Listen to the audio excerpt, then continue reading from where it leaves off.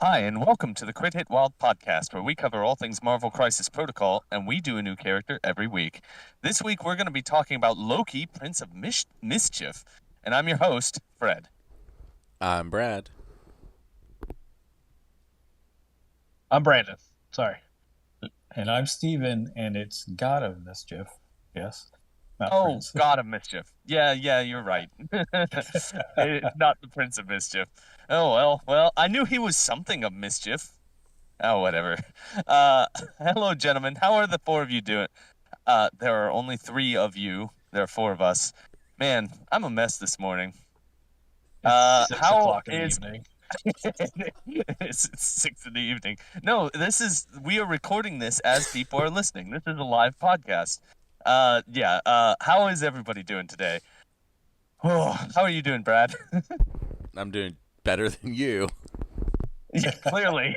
How about you, Steven? How are you doing? We're doing fine. We're doing fine. Thank you for asking, Fred. That's good. How about you, Brandon? I'm doing all right. I'm very tired. Yeah, me too. Clearly.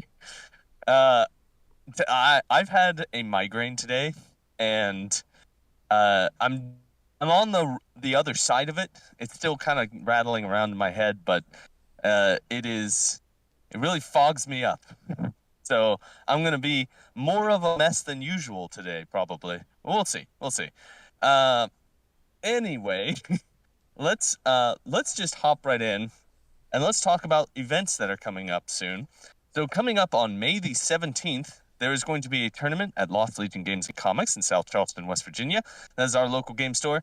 I will not be in attendance. I know I said previously that I would be, but that's because I'm stupid and didn't realize that I was going out of town for a vacation that day. So I will not be in attendance. So I apologize. But I know that Brad will be, as will several other people in our little sphere of influence. So hopefully there's going to be at least a pretty good number showing up. Hey Brad, do you happen to know off the top of your head how many people are signed up right now? There, I believe, are currently 6 people signed up. Oh man, so that's not bad. That's not a Is bad Fred show one up. of them? I have Fred is withdrawn. not one of them.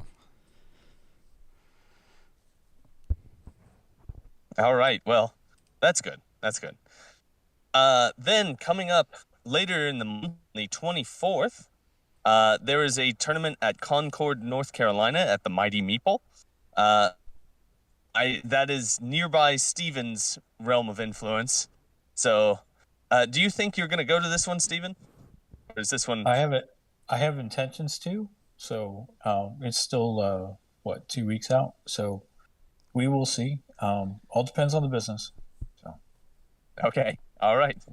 And then the 31st of May is the first event for the Appalachian Cup at Fabricators Forge in Pittsburgh, Pennsylvania. I will be in attendance of this one, as will likely Brad. And we're kicking this thing off. We're getting started immediately. I'm looking forward to it. This will be a good time. All right, so those are the events coming up in May. Do you guys have any games that you would like to talk about? How about I do not. I don't have any games that I've played recently. Brad, did you play any games this week? I did. I played a game against CJ's Web Warriors.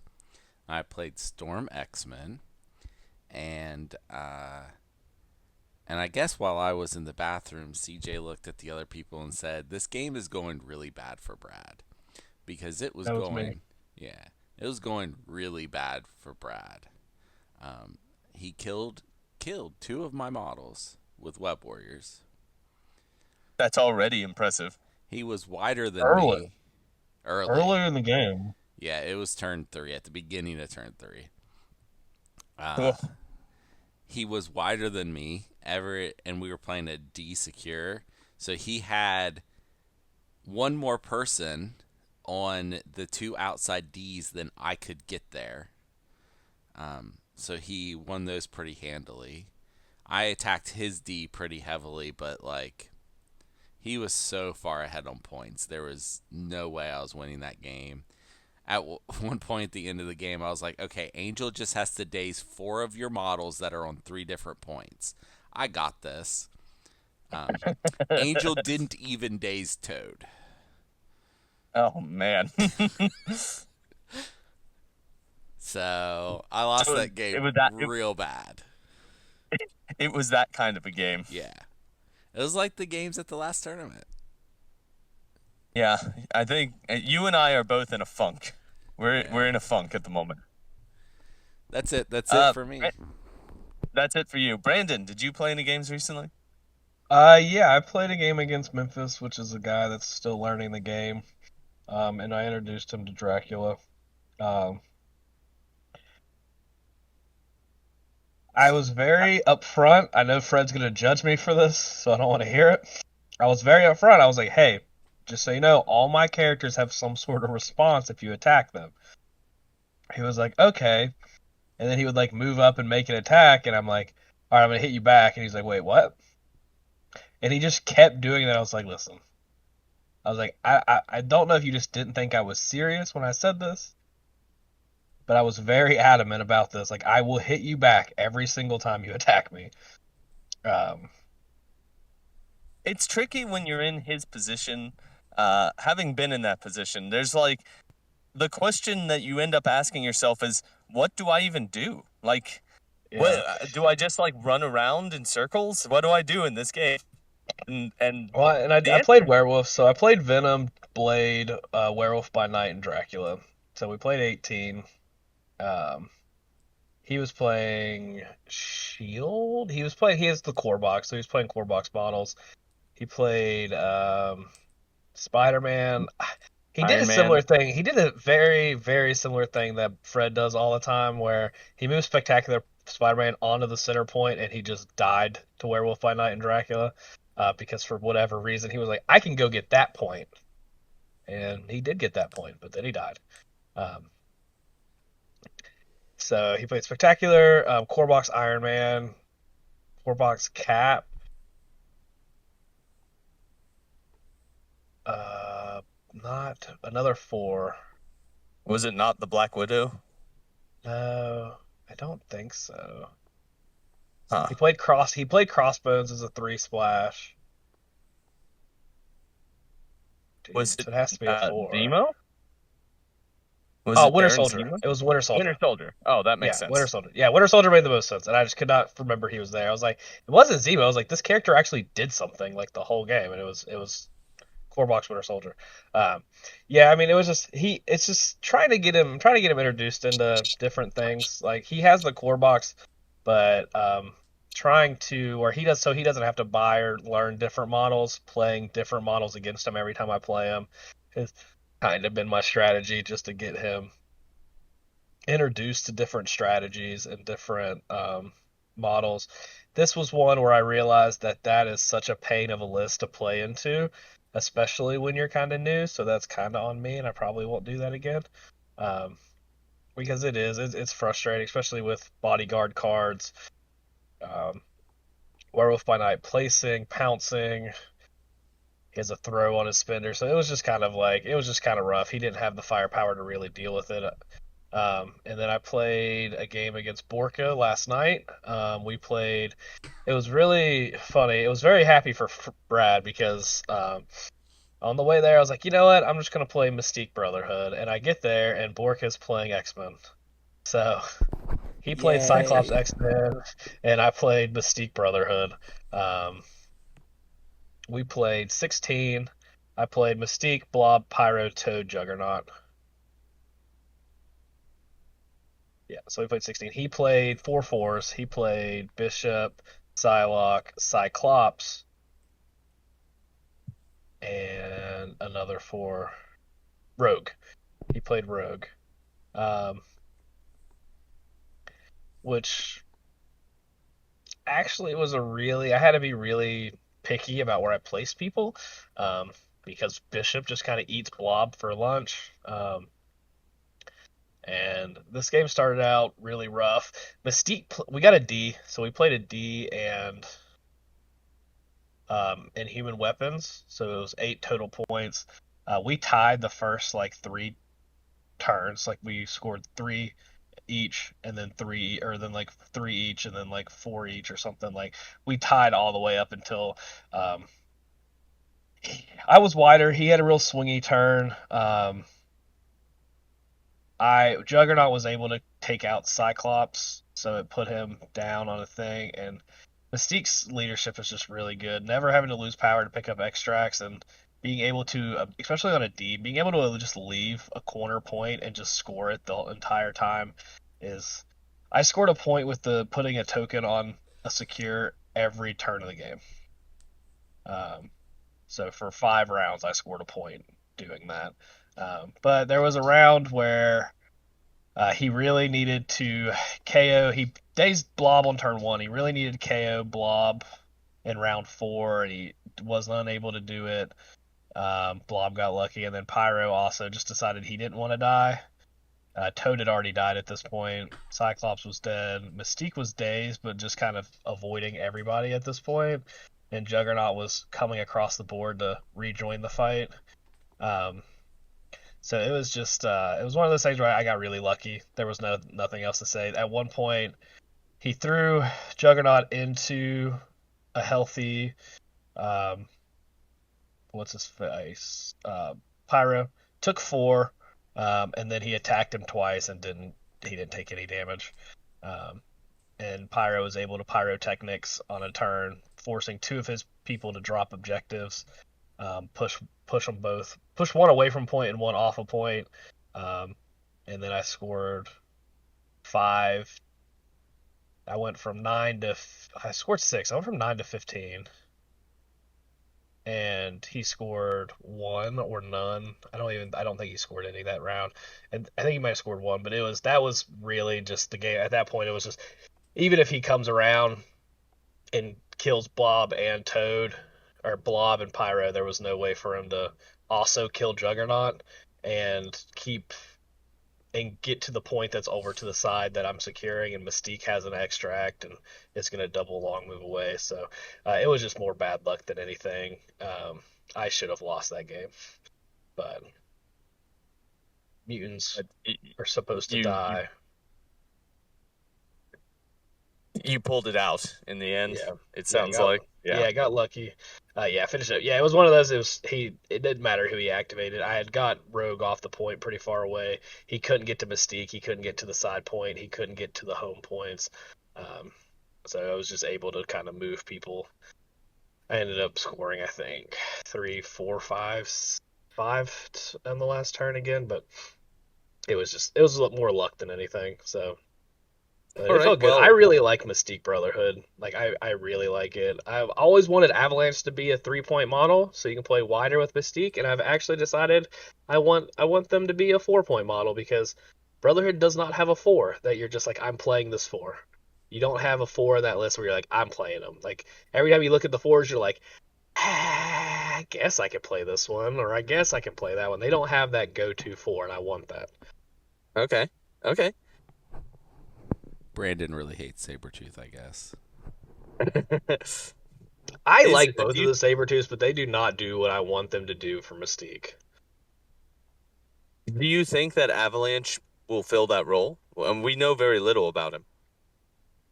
I hope so. Though if he is a 4, like they've been developing 4s recently, he's gonna fill that role. Okay. Because they have made 4s really good over the last year. So like if he can just be like on par with some of the 4s we've been getting, I think he's gonna be perfectly fine. Okay. All right. Well, thank you for talking about the games that you've played recently. Steven, have you played any games that you want to talk about? Oh, I've played games. I actually played 3 yesterday. One against Nate, one against Jonathan, one against Mary. I took some old school lists just to kind of cleanse my palate. I took an old Red Skull Cabal list against Nate, and I went against his Blade Midnight Suns. So that was interesting, because I took Baron Zemo, Red Skull, Hood, Claw, and Bullseye. we're playing 17, and needless to say, Red Skull, the original, is still pretty good. Um, his his ability to shunt attacks off of him onto somebody else is very decent. So that's what. And then Claw was really really good because he obviously Blade hates energy, and Claw does that pretty well. And my dice were average, and his dice were average, and we had a good game. And um, we came out to 17-19 at the end. But the next two games, my dice got bad, and then my dice got worse. So, Oh, and I took an old Avengers list with Steve One, Cable, Deadpool, Scarlet Witch, Ancient One. Um, just a smattering of characters. Sam, Hawkeye, um, and Vision was in there also. Spider Woman. So I went against an Elsa Midnight Suns, and for some reason I cannot figure out Werewolf by Night, and he just ate my lunch again. So I will have you and to, me both. You and me yeah. both. I cannot figure him out. So I got to figure that one out, and then and my dice were pretty not good that game. But Jonathan played a good game, did the scenario, and I just couldn't pull it out at the end. And then the third game was the worst because I took Cable in an old Steve One with some Deadpool going against Kingpin Criminal Syndicate with Juggernaut, Spectacular Spider-Man, Black Cat, Wrecking Crew, and there was one more. No, Wrecking Crew, Black Cat, yeah, that was it. And Mary had been learning some tricks, so we had cubes, and the first she had priority, and the first thing she did was she moved Juggernaut up to the center point, had 3 power, picked up the cube, and Kingpin was right behind him. Spent 2 power, passed it back to Kingpin. So the objective was gone from trying to get Juggernaut down. Um, Cable failed me miserably because I would roll foot.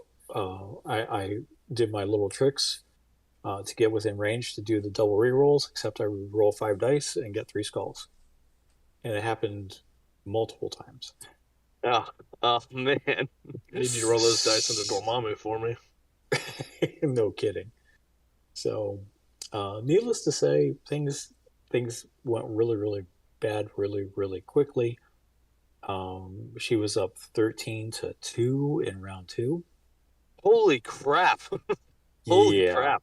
that's how much my Ancient One went into Spectacular Spider-Man as a Mystic attacker and did 1 damage in 2 attacks. Uh-huh. No, I love you, but I'm smiling really big right now. Why that? That's my boys coming through. They live Well, life over there. Anyway, it's it was a little bit more than frustrating, so to speak. So I mean, after the third round, we just kind of called the game. It was just like, yeah, we're done. So, but needless to say, the thing that I learned the most, especially in the second and third games, is that old models do not keep up with new models. So, hopefully, these updates that are coming will address that problem somewhat. But I think that that's part of what they're trying to fix is trying the older models up to where the power creep has sort of led things. So yeah. well, it is what There it are is. right. There are also still going to be a lot of old models that don't get addressed that are still going to be bad. So we'll see. So that's me. I'm done. Okay. Well, It does feel that way though. Like that's one of the things that's like even Steve One, like that leadership is amazing, but like it just feels like when you play some of those older models, like it just doesn't feel quite the same as when you play some new models. right. Mhm. And honestly, to tell you the truth, the way I felt yesterday, I'm like, oh wow, all these new models are doing great. So you know how the term pay to play, it's anymore. This game is starting to feel like that, Where you and have that to buy the new stuff to keep up with everything. and to me that's a problem. I mean, we did have Yeah. someone in our local meta buy the Asgard box when it came out and never even opened it so other people couldn't play it. Yep. Yep. That's exactly why I did it. That is 100% why. He almost bought the new Inhumans box the other day, but he saw there were 2 of them, so if he bought it, someone else could still buy it, so he didn't buy it. Oh. Yes, that's 100% what happened. Fred, you got All issues, right. man. All right. Let's move on. So I'm gonna throw over to Brad. We have been kicking around the idea of the segment all according to plan, and we've had Steven do his list, where we do a deep dive into what the list we're playing and why we chose the models we've chosen. I'm gonna throw it over to Brad to talk about his apocalypse list.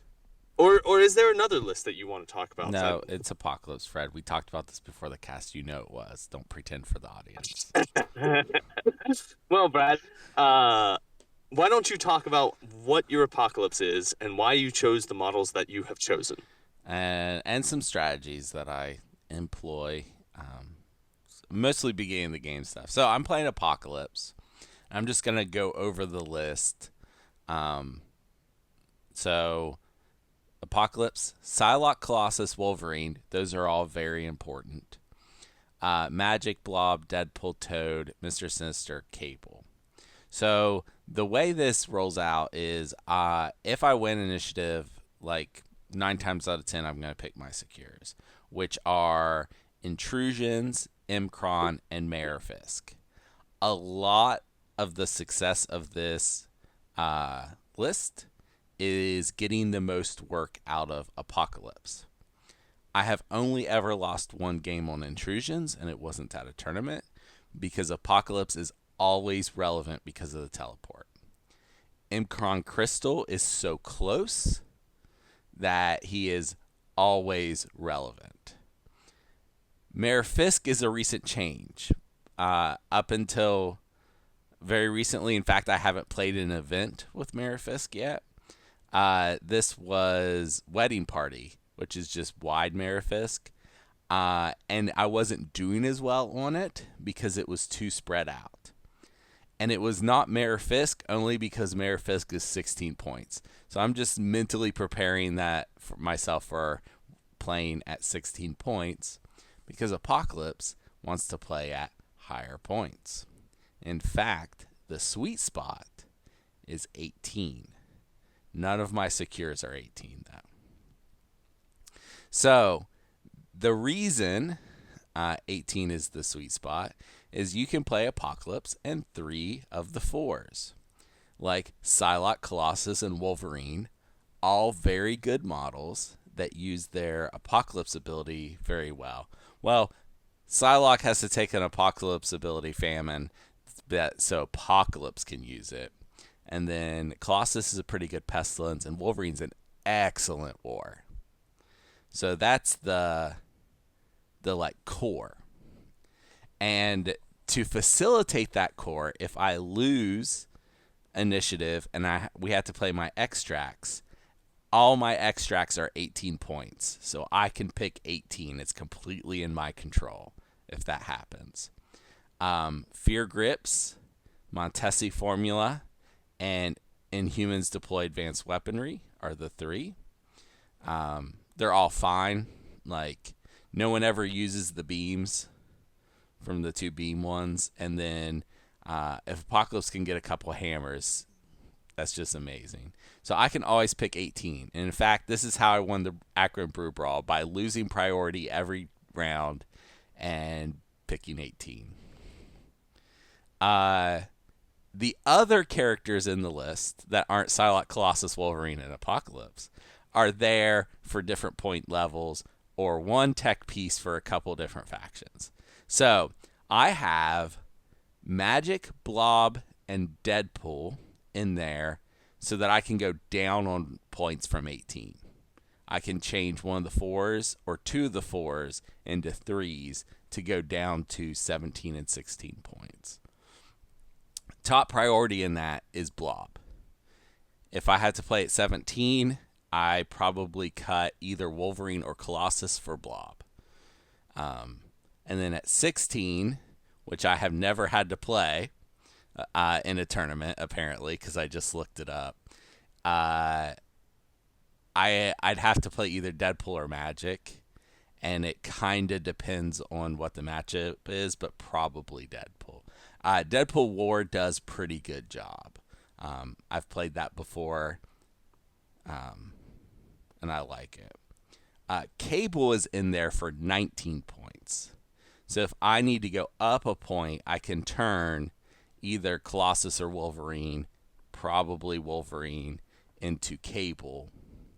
And like if it's like an intrusions, and everyone's like in the middle of the fight, I don't have to worry about Cable being outside of 2 for that war ability. He's going to be inside of 2 and get rerolls, and it's pretty nice. Toad is to jump up to 20, or he's another possibility for 19. Like I could change Colossus into Blob, play Toad, and get to 19. But I don't always want to do that. That's why Cable's there. And then Mr. Sinister. This guy. He is there. He was put in there because we have 3 Web Warriors players in our meta, but he's also good against some X-Force, Weapon X, and Wakanda, because they're all weak to Mystic attacks, and he has a Mystic Beam. So he's usually Pestilence. In fact, I don't think I've ever played him as Famine, but he's in there just as a tech piece. And then tactics cards. I play the same 4 pretty much every game. That's Brace for Impact, Patch Up, Immortal Servants, Recalibration Matrix. And then the 5th card, it's usually either Instant Recovery if I'm playing Wolverine, or if he's not in the list, I'll play the first one as just a maybe get out of jail free card of activating Apocalypse a second time. It doesn't always get played, but it's there. The other cards in my 10 that I never play are Journey Through Limbo, Survival, Fastball Special, and Joint Effort. With Mayor Fisk in my list, I might be taking Joint Effort more often now. And by more often, I mean at all ever. But that's the list. Like, Apocalypse is Apocalypse. Psylocke always ends up getting played as Famine because you have to have a Famine. Colossus is usually Pestilence unless I drop Wolverine, then he could be War. Wolverine's always War. Magic always ends up Famine, except when I'm playing Mr. Sinister and the Mystic Heavy list against Web Warriors or Wakanda or whatever, and I'm at 17 or 19, which is the preferred spots to play that, and then she ends up War just in that situation because I'm playing her with Psylocke. They don't normally get played at the same time, but because they will get played at the same time. Blob's always Pestilence for me.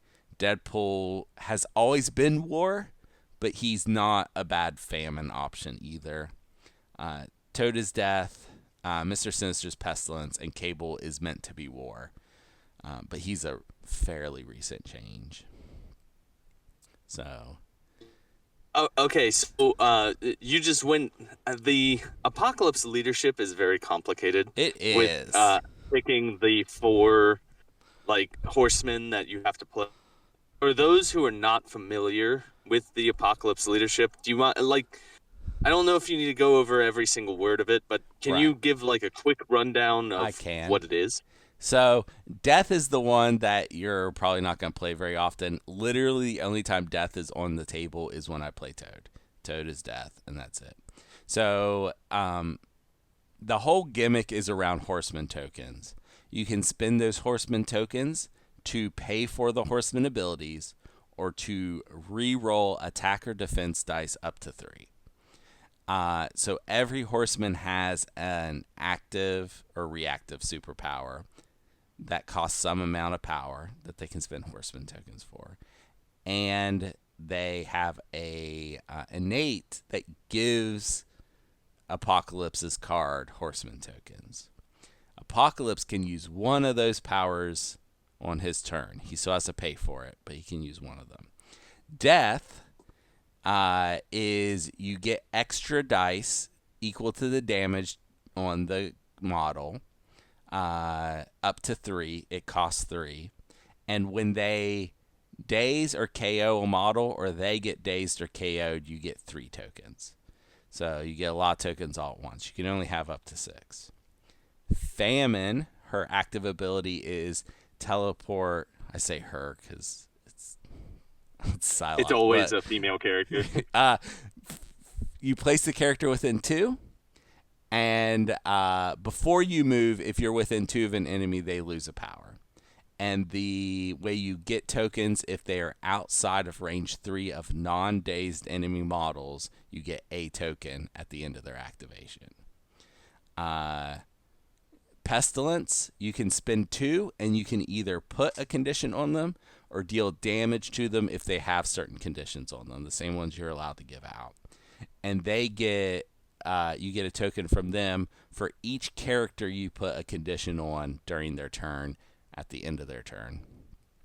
And then War, you can do it multiple times on the War model, but you pay 2, and every crit or wild you roll in your attack changes another die to a hit, but it is limited to range 2, and you get a token the first time you deal a damage or take a damage each turn with the War character.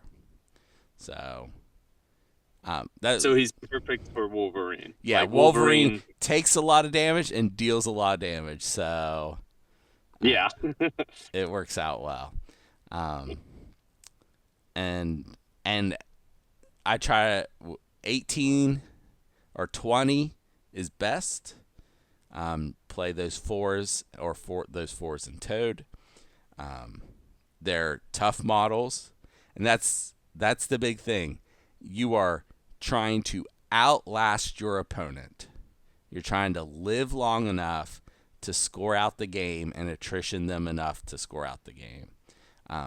And a lot of the attrition comes from Apocalypse. You have to make Apocalypse do work in the game, which is why I love Intrusions. Yes. I have played against you many times. The Web Warrior matchup into Apocalypse is terrible. Like, it's a really bad matchup because we have no solution to Apocalypse. Apocalypse just gets to do whatever he wants on the field of battle, and I cannot do anything about it. So it's real tough for Web Warriors right now, at least how I have been playing. Amazing Spider-Man's leadership is better into it, but that this isn't about that. How would you say Apocalypse matches up? Like, you say it sounds like it's kind of like a mix between an attrition and scenario build. Like, it's in that middle ground. It is a weird spot. So there's an old Magic article called Who's the Beatdown? And the whole point of the article is when you sit down to play against the person across from you, you have to figure out if you are the control player or the beatdown player. And the MCP version of that is like, are you the scenario player or the attrition player?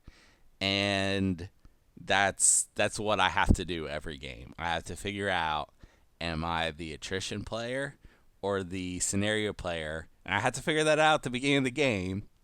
And then I also have to keep an eye on it and figure out if that has switched because of the game state. So it feels like a lot of the people I generally play, I start out on that scenario side. But there are some matchups where I'm the scenario player, like against Cabal. At least the Cabal Borka plays. I am not in that fight. I mean, I said that backwards. I'm usually the attrition player. But against Cabal, I am the scenario starting out. Now, things could go well for me, and I could then pivot to attrition to finish out the game. But going in, I'm not the one dealing out damage. I'm trying to survive and get as many points as possible. There's a game recently at a tournament where I was playing against a Dormammu player, and he dazed Apocalypse turn 1 at the end of the turn. Jeez. So I went hard scenario from that point forward. Like, Apocalypse made very few attacks that game. He was moving around doing scenario stuff. So something like that can like push you really hard in one direction. And I ended up winning that game. But it was definitely not like my comfort zone. I've played way more games where I was trying to attrition my opponent, like the Web Warriors game. I am not the scenario player that time. So I need to kill as many spiders as I can. So I get out my psychic spider spray. Yeah. It's a case where you just have to feel the temperature of the game, I guess. Yeah. Like, yeah, there's like a pretty good idea at the beginning, but then things can change. Like, you gotta be on top of it and realize where you need to go with it. All right. So Brandon, do you have any questions for Brad? No. Oh, okay. How about Steven? How about you? What's the hardest matchup for you? That I've played. There's been 2 of them that have been pretty tough. Cabal has always been really tough, and that's with Master of the World, Ultron, things like Malekith make it really hard. And then the other one that's been tough, and I've only played it once, that's generally tough, is Asgard. And the stats on Longshanks back that one up. If you play Thor 1 Leadership, a lot of the conditions that are put out are just cleared. And then even without that, healing over time makes it a lot harder to take those models out. Randomly, Strucker was also a pain in the butt. Okay. But that was because I ended up with all of my conditions. Right. Interesting. I think I ended up winning that game because I still had attrition, but it was really annoying. But Asgard and Cabal have been tough. Okay. Well, Brad, thank you for talking about your Apocalypse list. This is the one that Jared, when Jared was on last, was talking so much about being tuned up to being just about as mathematically perfect as Brad can make it. And I have to agree, like, this is Brad has had a lot of success with this roster. So, and learning Apocalypse and how the list functions. It's been fun. Yeah. It's been fun for you. It's been rough for me. Okay, all right. I'm going to throw the mic over to Steven. I'm going to ask Steven real quick about his take on Ghost Spider. Steven, you listened to our take. What do you think?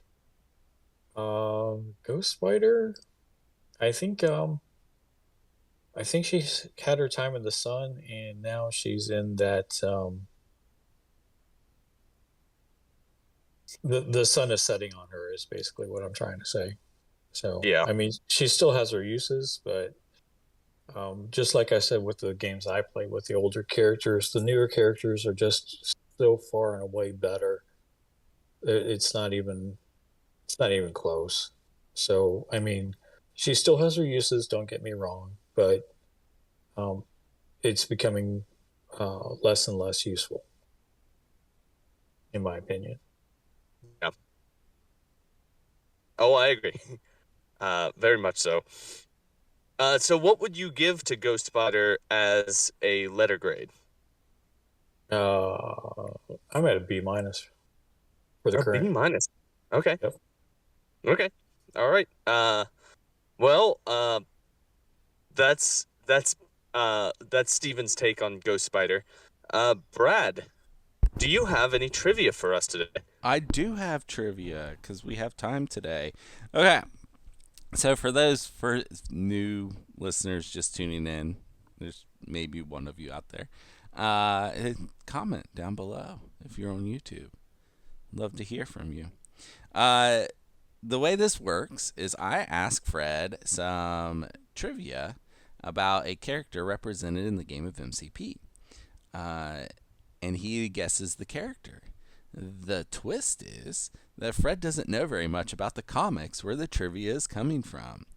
So, to make things a little more fair, after the trivia is read, he gets a guess. And if he's wrong, I'll give him a hint, and he gets another guess. And then if he's still wrong, we will ask Brandon and Steven if they know who it is, because they know a little more about the comics at least. And Fred will get 3, 2, or 1 points based on when the correct answer is, or 0 if there is no correct answer. Fred needs, let's go 6 points to win. I think last time we did this, he knocked it out of the park and got like almost every point available. So 6 it is. Okay. Fred, your first trivia question. This character was once his nation-state's only spy. This character carried out many missions to further his government's agenda, including a heist into the deepest part of his country's own vaults. He's this country's only spy. Yeah, sure. What is... So it couldn't be an American hero or villain. And one of his things took him into his country's vaults. I'm saying him. Did you use a definitive pronoun? I used a male pronoun. Okay. That's helpful. All right. So what country could it be? Is this I want to say Killmonger, but I don't think that he works as a spy. Maybe M'Baku? I'm going to say M'Baku. I'm thinking Wakanda is the country. That's my thought. That is incorrect. Your hint. Okay. This character often is plotting to become the ruler of his nation state, taking the place of his adoptive father. After one such attempt, this character dies and is resurrected as a child. Another plan sees this character becoming a woman for a time. This character also runs and loses for the U.S. presidential seat. Is this Loki? That is correct for 2 points. Okay. All right. All right. I got there. What gave it away, Fred? It was the adoptive father, because Loki is famously part frost giant, right? Was that made up by the movie? He is a frost giant. Okay. Full frost giant, as far as I know. Okay. Yep. Funny you mentioned Killmonger in there, because one could argue in the new Ultimate Universe that Killmonger is a spy working for Wakanda, kinda. It's not like Wakanda also Okay. has formal. thousands of spies. Yeah, Wakanda does have a bunch of spies. Like they send out spies throughout the whole world. Like that was the only flaw in the Brandon, Wakanda argument. don't talk with your mouth full of food. No, I like bothering you with it. Okay, your second trivia, Fred. This Night Crusader fights a time-displaced Black Knight and Cersei before being trapped in a cave for hundreds of years. Is this Exodus? Your hint. After Professor X was shot in the head by Bishop, this character attempts to heal him, but is only partially successful, keeping Professor X alive, but with fractured memories. He later works with Professor X and Magneto, who he used to work for, Magneto, on equal ground ruling the nation of Krakoa. It is Exodus. So it's Exodus. You got Yeah. it in one. You've given me too many Exodus-related comic books. I actually have read some of these. Yeah, and yeah. Well, you haven't Yeah. read the story where he fights Black Knight and Cersei. Correct. But although I know that that's the story, is that he was a crusader who got locked in a cave for yeah, hundreds of years. he talks about it a lot. It's almost like it was Like he's bitter traumatizing about or it or something. something. Yeah. So you have 5 points. You only need 1 more point to win, I guess. Okay. All right. After fighting Doctor Strange and making him summon Shuma Gorath, this character gives Thanos' son Thane a containment suit after Thane develops the power to kill anyone with a touch but can't control it. All right. Hold on. Whose son was it? Did you say Samus? No, Thanos'. Thanos' son. Okay. Yeah, the Thanos. big purple guy with the weird chin. Right. He has a son. His son's name's Thane. Okay. And this character built Thane a containment suit. I don't know if he built it. He gave it to him. Oh, gave Thane a containment suit. Okay. I'm thinking a Guardian of the Galaxy. I might be wrong about that. Is this Star-Lord? It is not Star-Lord. This character's powers include pyrokinesis, telekinesis, and a highly suggestive voice. And a highly suggestive voice. I don't know. Is this? Oh, hold on. Is this? What is Magnus's power set? I'm now thinking that it's an Inhuman. I don't know why. I'm gonna say Magnus. Who? Magnus is the god of the Thousand Sons. Wait, who's the guy? Who's the Maximus. leader? Maximus. That's the person who I was thinking of. That is incorrect. Brandon or Okay. Steven, do you have a guess to help Fred win? If I know the answer, can I choose not to answer it so Fred has to get the bonus question right? Hold on. Now we're working in bad faith.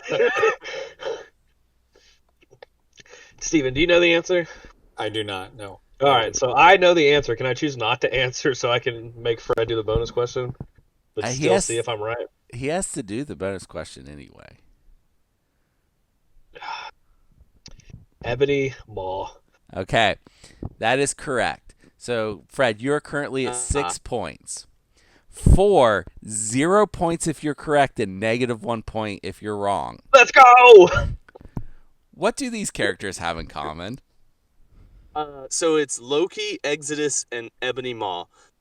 If it is Loki 2 that we're talking about, they are all 5-threat models. Is that it? That is correct. Hey, I got there. Fred won again, thanks to Brandon. Thank you, Brandon. You're welcome.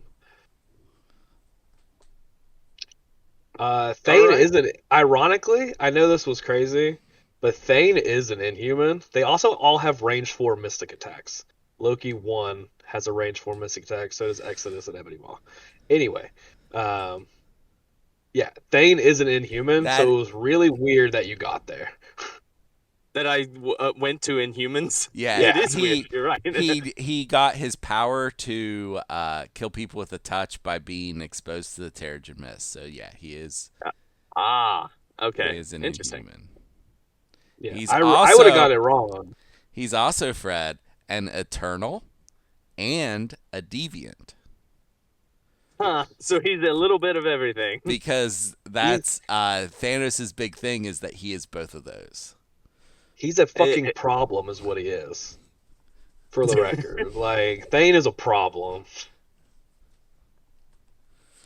Next thing you're gonna tell me he has an X gene. I don't think so. I think there's He's only. a deviant. I'm pretty sure there's only one character that has both an X gene and is an Inhuman. Can you name that character, right. Fred?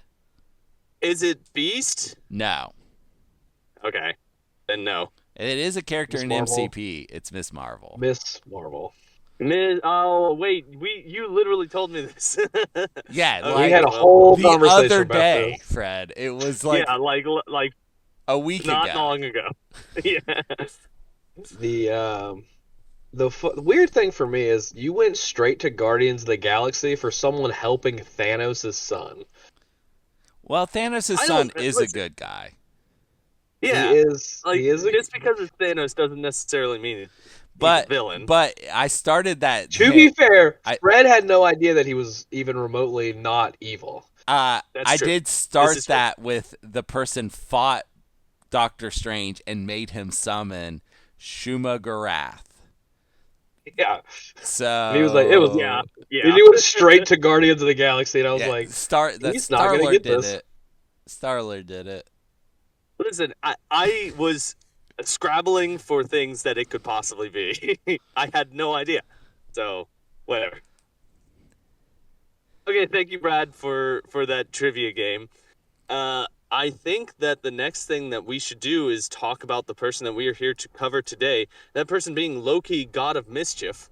Loki's defensive stats are 3 physical, 3 energy, and 4 mystic. He doesn't get He an has alias. His name is Loki Laufeyson. You know Is that- why his name is Loki Laufeyson? Because his ice giant father was named Laufey. Very good, Fred. Okay, continue. I'm Wait, guessing wait. Do you know the naming convention though? of son. In Nordic countries, it's you take your father's first name and then add son if you're a male or daughter if you're a female. Yes. Patronyms, yeah. Right. So, and it's very confusing in a country like Iceland that still uses that extensively. So you have to know who you're talking about for people to know and direct you in the right way. Right. It's very different than what we're used to dealing with. Correct. With surnames. Okay. All right. Loki's stamina is 5 on both sides of his card. That's going to be a big problem. He has a movement speed of medium. He has a size of 2. He's on a small base, correct? Yeah. Or is he on a medium base? No, he's on Small base? Small base. Okay. I don't see him very often, everybody. And he has a threat value of 4. All right, Brad, why don't you do his attacks? His first attack is Physical Strike. It's range 2, 5 dice, cost 0. Gain power equal for the damage dealt. His second attack is Energy Frost Blast. It is Beam 3, 4 dice, cost 0. If this attack deals damage after the attack is resolved, the target character gains this slow special condition. And his third attack is Mystic Illusions. It is range 4, 6 dice, cost 3. Has a double wild trigger Mesmerize. After the attack is resolved, you may advance the target character at speed. After the advance is resolved, all other characters within 2 of the target character suffer 1 damage. And I don't believe those change on the back, right? No, they don't. No. Okay. Brandon, why don't you do the first two superpowers? Sure. Reactive, I am a god. For 2 power, before rolling attack or defense dice, you may use a superpower. During this attack, this character adds blanks in its attack or defense rolls to its total successes. Also reactive for 3 power, Trickster. When this character is targeted by an attack, you may use this superpower. This character makes a short advance. If at the end of the advance this character is outside of the attack's range or the attacker's line of sight, the attack ends. If it is the attacker's activation, the attack did not target multiple characters, the attacker may make another action. This superpower can only be used once per turn. Okay, and Steven, why don't you finish out the card? We have 3 and 8. He is an Asgardian. During the power phase, this character gains 1 additional power. Also, God of Mischief. While within 4 of this character, enemy characters must spend 1 power before using an active or reactive superpower. And last, we have he is a gem bearer of Mind or the Space Stone. Okay, all right. So that is Loki, God of Mischief. I mean, so here's Wait, my there's initial there's thought. a change on the back, Fred. Oh, there is a change on the back. Yeah, What's the there's a change? change to God of Mischief. So it still keeps the spend of power before doing a reactive or active superpower. Additionally, while within 4 of this character, enemy characters do not roll additional dice for critical results. Oh, okay. So he gets even more disruptive on his backside. I did not realize that. You're right. That isn't. It's bolded. It's on there just to show that it's different. Yeah. Okay. All right. So, what? My first thought here, just looking at what it is, and I know that this is not true. I think that he has a lot of cool stuff in this kit. Like, there's a lot of good stuff here. That is true. Why do we not see this guy all the time? I'm gonna throw it to Brandon. Brandon, why do we not see this guy all the time? I think it's the health pool and the defense dice. For a 4th threat, only having 10 total health and rolling 3s on the most important defenses in the game. He also doesn't hit hard. Range 2, 5 dice, builder, and the beam 3. The slow is nice, but it has to deal damage on 4 dice, which isn't anything that's guaranteed.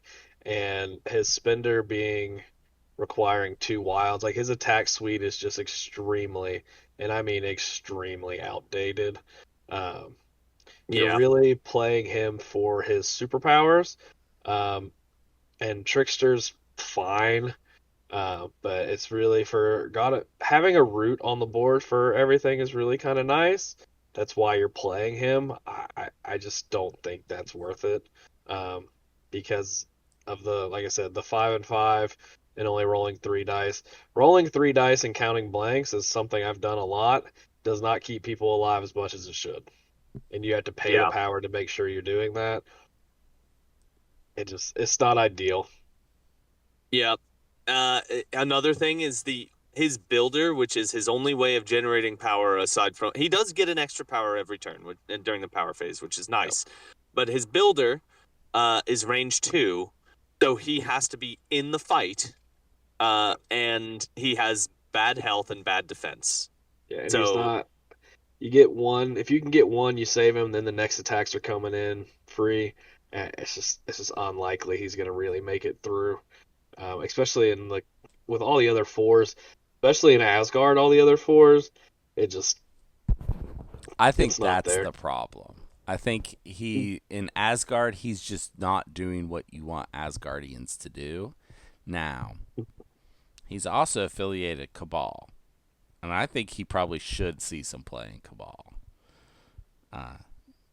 They have enough other heavy hitters that him being like a utility annoyance piece is good. And then if they're attacking him instead of Ultron 2 and Master of the World, great. You just get to kill everybody. I guess it's the real true. problem is even in that scenario, you're playing 4 points that aren't doing much. They're This slowing 4 your enemy down. Yeah, but is that worth more than say having another 4 threat model that's what's a good Cabal 4 threat model That's a good that you question. could take? Killmonger, wrecking, Killmonger, wrecking crew. Wrecking Crew. I So think I'd like, rather have him than would Wrecking Crew. would you rather have him than Killmonger? Maybe not. Probably not. I think Enchantress is in Cabal, that's true. And That's true. she's not what she used to be. but she's still a really good kid. Yeah, I think She that moved. I think what Brandon was saying is absolutely the case. Honestly, Like, 4-point Winter Soldier is honestly just way better. He's more health, better defenses. He's got better attack suite. He has the range attacks. He has kill box.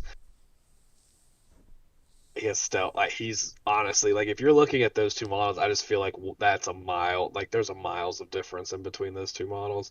Um, there was a while Loki saw play with the Mind Stone, um, which I think is probably the best way to play him still, is with the Mind Stone. I just at 5 points you can play the other Loki, who's also just way better. It's Actually, just actually, actually, I'm going to counter that. The Space Stone is actually seeing a lot of play on Loki as of late. that's the Space Stone, not the Mind Stone.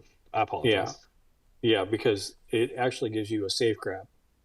Yeah. So huh? Okay. All right. And So I don't think this model is terrible. It's just like you can tell the attack suite is just massively. It's just old. Like you would never see yeah, this attack suite on a character that's developed today. Um, it would just be better. Um, I don't think he sees much of a rework because they have another Loki out. Um, so that's kind of an interesting little tidbit, unfortunate That for would him. But be like, that would be disappointing because I don't think he needs much. Like I don't think he needs much either. I make think is him if you just make him give him a like health and add a defense yeah, die. 6'5", do you think? take 3 energy to 4 energy, maybe rework his attacks a little bit. Like wild Yeah, slow instead. Yeah, I don't think it needs much. I'm with you. I don't think it needs much. It's just like I feel like if you're playing him, it's for God of Mischief, and I don't think that's enough for 4 threat. I don't see it. I just don't because like he's not able to do all his things all the time. Like he does want to power up. The mesmerized trigger's not something that's super reliable. Master of the World does help get there, giving like the pseudo reality stone, but it just feels he's I, just not quite there. I would fix him not by touching any of his attacks or his defenses, and I would just take the injured side, God of Mischief, and put it on the front. That would make this character worth taking all the time. That is a pretty Well, good not ability. mm-hmm. Not Having exploding crits. Yeah, having to That pay means extra for everyone your around him. superpowers and being hexed all the time. Yeah, they're all Everyone rooted having in Hex and hex. Rune. Yeah, I think that'd be fine. Like, cause it does. It's one of those things, and it's like you could probably kill him, but like if you do, he gets really annoying. Then you have to try to kill him on the backside. But like he's also not gonna kill you most likely, so like you can just kind of let him be there. Like And it feels like you're just kind of playing down 4 points a lot of the time if you're playing him. So Borka played him in Cabal and I played him and that's how it felt the whole game. He was really trying to do all his kit and it was just like he didn't. To be fair, I did play Immortal Hulk, so it was a little, but it was just kind of like he just didn't seem to do anything. And I just feel like that's just how he is on the table now. Like his attacks just aren't going to do it, and it's just you're really focusing on like the God of it's really the only useful thing on his card is God of Mischief. So if you can get him to the backside and keep him alive, it's going to be good because it gets way better on the backside. But it's just nothing on those first 5 lines of or 5 boxes of text are just that appealing. Like it's not a good strike for a 4 threat model. It's the beam having to do damage is really unfortunate. The illusions is a really bad spender to be honest. And then it's just like I'm a god's good, but you have to be attacking and defending, and then it's like Trickster's pretty good to get out, and like out of activation moving is good, but it's like there's a lot of power you need. So if you're spending his 2, now you have to have the 3 more for Trickster. He's probably not getting 3 damage across on his strike to gain power. If Frost Blast was a gainer, that would help a lot. But I think it's just you're really playing him for that root, and there are sometimes you just playing against teams that don't use all the superpowers on their team. Like there are when you're playing against there are a lot of good characters that you don't use those superpowers a ton. Like Black Cat has good superpowers, you don't have to use them all that much. So her not having to use an extra power, just as an example. But there are a lot of characters that aren't super reliant on those superpowers all the time. That he's not going to be the most useful. And you have to be in range, so there are scenarios too that make it really awkward. Like, what do you do with him on a D? Yeah, don't bring him. Yeah, But he does mess up Web Warriors quite a bit with that kind of Mischief. Yeah, I was just looking at this thinking, man, I would hate to see this guy across the table from me. and those are the matchups where it's kind of one of those good things because it's like they're probably not going to kill him. He's probably not going to kill them, but he's going to make it real inconvenient for him. Yep. Like those are when you want him. Like I don't think he's unplayable. It just feels like you're going to put him on the board and you're not going to be super satisfied most of the time. But there's probably going to be games. I think it's similar to like Mysterio because I think there's games with Mysterio you feel great, and then after that you play another one, it's like, oh crap, like do anything. But at 3 threat, it feels a lot better than a 4 threat model because there's so many good 4 threat models. Yeah, that extra threat is really, really costly on this guy. Okay, Steven, have you felt like you've had? Do you have something you want to say more about Loki? We have tactics cards, Fred. Oh, we have tactics cards. Could this model just be a 3 threat model? I think he's way over the curve for a 3. Every 3 threat they've been printing has better attack suite, same health or better health, equal defense or better defense. I feel like if this model came out today, it would be a 3 threat. Obviously, like not with Jim Bear. Like he probably wouldn't have Jim Bear. But like, You're right.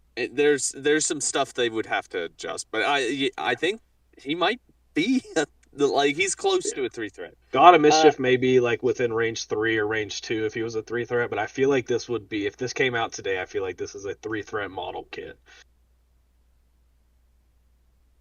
Let's talk about his tactics cards. The first tactics card with him is Giant that we should talk about is Giant's Blood. It is an unaffiliated reactive tactics card. When an enemy character ends a movement within range 2 of an allied Loki Laufeyson may spend 2 power to play this card. Enemy characters within range 2 of Loki Laufeyson gain the slow and root special conditions. Then Loki Laufeyson drops all objective tokens he is holding and is placed within range 5 of his current position. Okay, what are your thoughts on this, Steven? I think this card gets attached to this. If you take this character, this card gets attached to him. I mean, it's his get out of jail free. Right. Especially if you don't have enough power Trickster is when you get attacked, and this is when an enemy moves towards you. So, I mean, it has a better cost value on that, and it can save you from an Immortal Hulk. Right. What Brandon was saying before. It can also it can double root them if you do it right. Like you root them and then you place yourself within range 4 of them instead of range 5. And does that stack with root? I think by wording it does. Yeah. Yes. Double root's good. Yeah, it's not bad. It's not bad at all. So, this card pairs really, really well with his God of Mischief. So, can't complain on that. This is really this is really great if someone charges into you, because slow and root on a charger sucks. Yeah, because next time they want to charge, it costs more, and they don't move very far, If a and they person lose their charges attack. yeah, I was gonna say like they would not if there's not a target within the range of the charging attack, this does not give them back their action. Correct. Nope. So you're right. That's pretty devastating. This is a card you would have to take with him if you were on D scenarios also. I would advocate for that. So, which again is not an ideal place for him to play even at all on a D. But yes. What do you think about this, Brandon? I think this card's good. It's one of those where it's nice to have it. You kind of go, you're like kind of full circle again. Asgard's got a lot of really good cards, and so does Cabal. So like you're back in that weird spot of like, do you take this model and this tactics card and then jeopardize losing another card you know is going to be really good, hoping that this is relevant at some point. And dropping the objective feels bad too. I mean, you get to save him, but you're taking a tactics card to save a model. Only if he has one. Really why you're doing this? Yeah, the slow. I mean, God, you hope so. He's got to be doing something. But I think the slow and root's really good. And it's like all enemy characters, so it's not just one. So like if he is like in a battle, he can just kind of pop himself out and give everybody slow and root, which is nice. Also really good into Web Warriors. Yeah, I hate it. Brad, do you have anything to add on this? Nope. All right, so that's a good card. Let's talk about this other card that you can take with this Loki. That's called Sibling Rivalry. If Thor, Prince of Asgard, is within range 2 of an allied Loki, God of Mischief, both characters may spend 1 power to play this card. Throw the allied Loki, God of Mischief, medium. Loki, God of Mischief, does not suffer collision damage during this throw. Enemy characters that he collides with roll 2 fewer dodge dice and suffer the staggered special condition. Okay. So, I mean, aside from the fact that you would have to be playing Loki in Asgard to play this card. It's an unaffiliated card. True. I guess that's true. But you would have to be playing both Thor and Loki in whatever list you were playing this with. The effect is good, except you're throwing Loki at your opponent, saying, "Here, you deal with this guy." I actually, is this good? Is this card good? Someone answer my question. If you're playing both of these models, this card's good. It's just you got to play both of these models. Right. That's the caveat. Even then, it's good. You can also think about it this way: it's 1 power to throw him medium to move him. So like you can move him medium with it. Doesn't have to collide, but giving stagger for 1 power and a tactics card, giving stagger and if you can make it a 1-die dodge roll, you might get 2 to 3 damage through. And stagger, that's probably good enough. And if you can just activate Loki and then move away, you just double move away. Yeah. There's nothing. Yeah. Now you just threw him in. Now you can get him. It's a way to get him across the board too. If, like you're on a D, you can go from side to side, from point to point. But yeah, I mean the problem is you got to play God of Mischief and Prince of Asgard. Right. But I think it is good. It's a good card. It's just you have to choose to play him either over like Sif, Beta Ray Bill, or someone else if you're playing under like Thor, Prince of Asgard, and that feels rough. Yeah. But the other thing is if you are playing Loki and Cabal or Thor and Avengers, you could slot the other one in.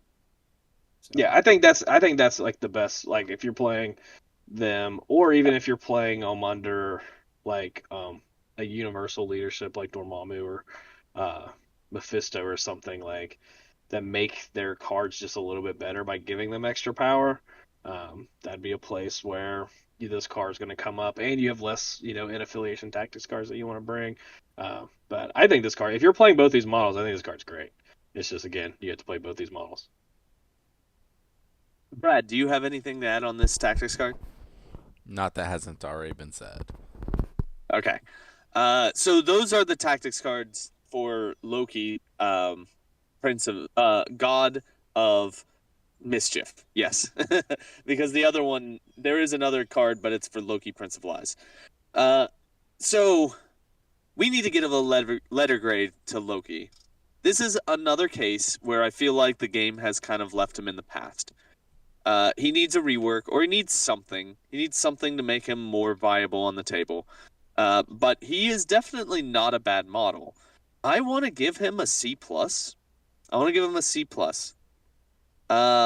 Brad, what do you want to give this guy for a letter grade? I'm actually right there with you, Fred. I think C+.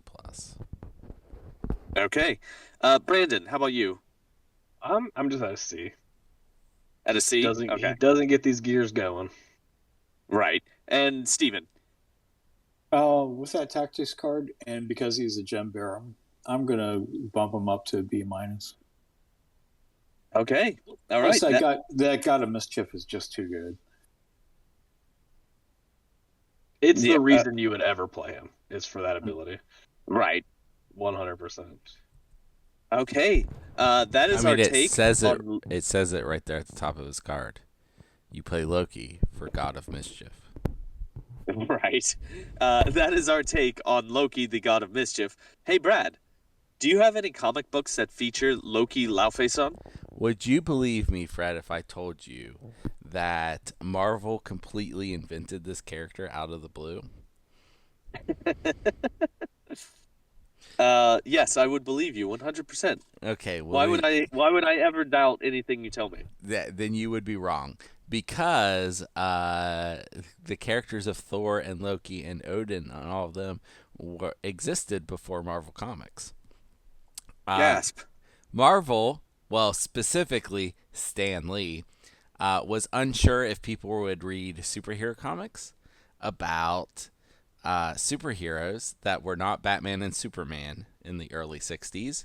So one of the things they did was use Thor as kind of a trial superhero. And in one of the early appearances of Marvel's Thor, Journey into Mystery 85, Stan Lee and Jack Kirby also introduce Thor's brother, Loki. So that's Loki's first appearance, Journey into Mystery 85. And he immediately causes mischief. Of course. Then later that same year, in Avengers #1, Stan Lee and Jack Kirby create a story where Loki manipulates Hulk into fighting his fellow heroes, and Loki accidentally creates the Avengers. This is such an iconic moment in comics history that they kind of stole it for the MCU, where Loki kind of accidentally creates the Avengers in Avengers 1. Right. Yeah. I mean, it is a good way to create a team against you. Yeah. Is to be successful. Yeah, he was not trying to do that, Fred. He was not trying to create what some would say incorrectly is the greatest superhero team ever. Okay. And then I've got one more story. This is the one I was really excited to talk about. Loki, Agent of Asgard. This is by Al Ewing and Lee Garbett.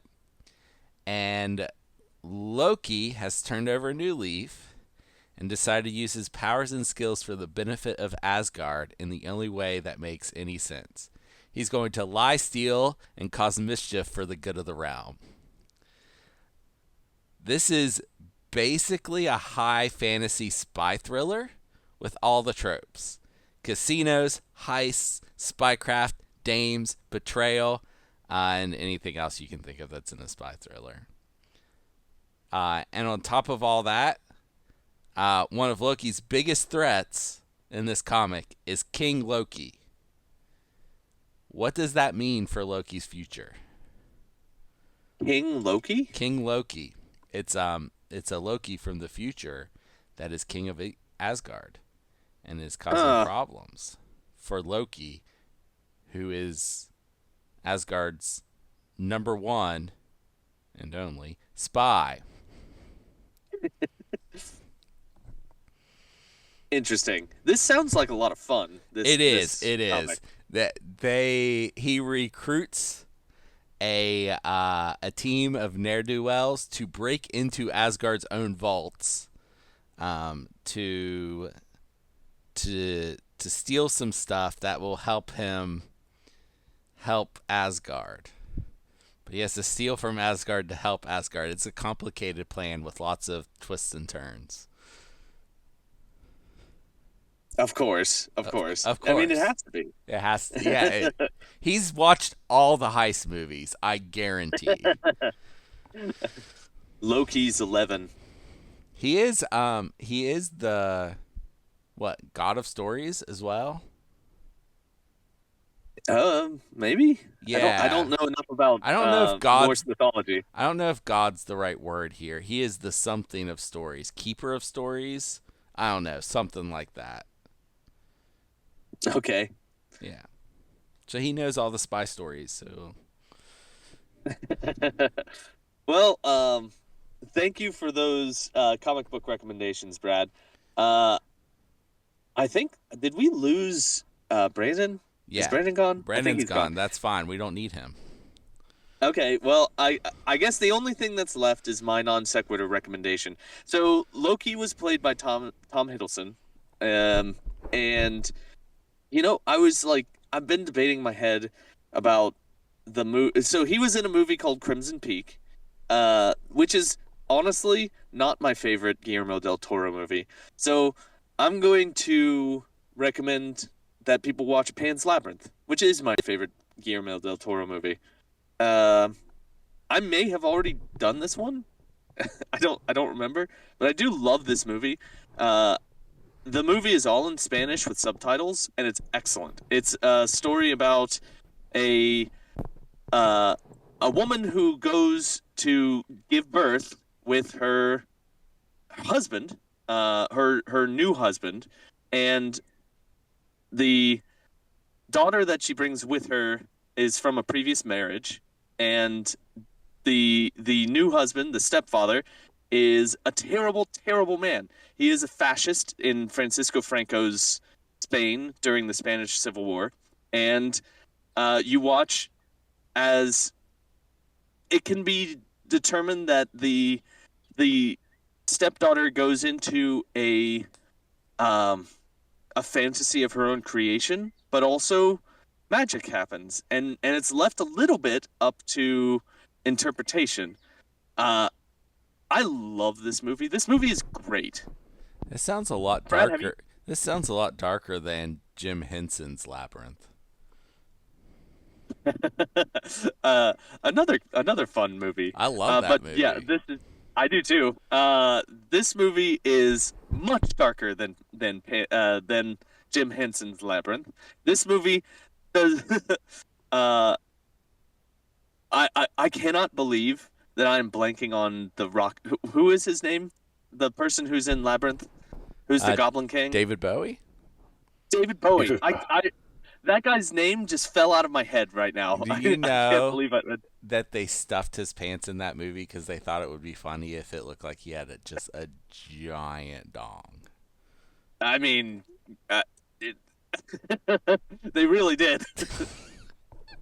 And that's kind of inappropriate too, because Jennifer Connelly is way. But anyway. Go watch Pan's Labyrinth. It's a magnificent movie. It's maybe the best movie ever made by Guillermo del Toro. And that is it for our show today. Thank you, everyone, for joining us. And thank you to Brad and Steven for sticking it out through the end of the episode. I hope that all of you have a wonderful rest of the week. Goodbye, everyone.